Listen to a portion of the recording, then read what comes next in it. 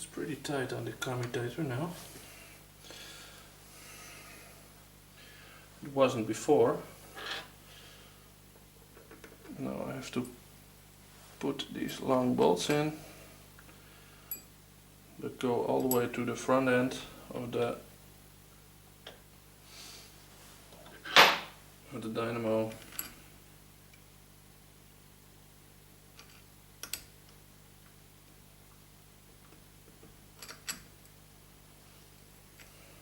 And here I've got some problems with the wire, I think.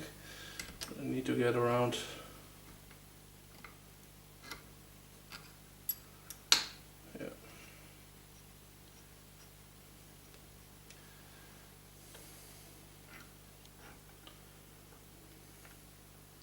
To find the thread of this side.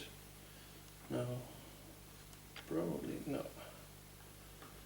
Haven't got it now. It's a little bit of a fiddly job, but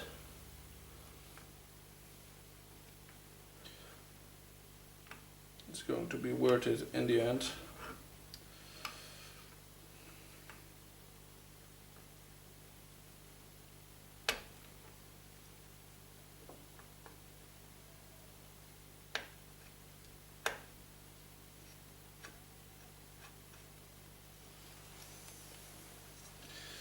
I found the threads.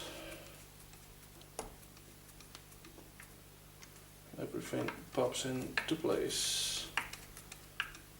Let's see if the front end pops into place. And it seems to. Let's pull them a little tighter. Use a bigger screwdriver.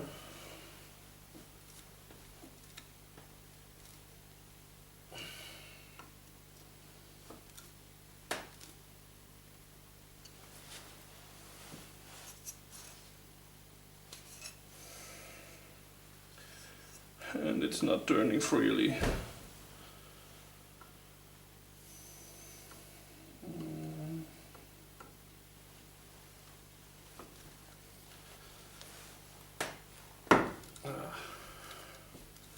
There it went. Yeah.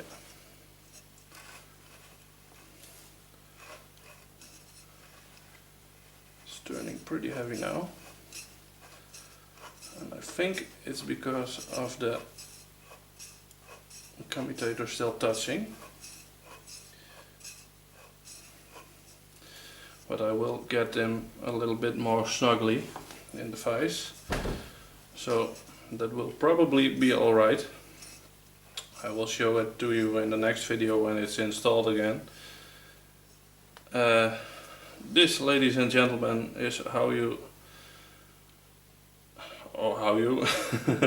how I think you refurbish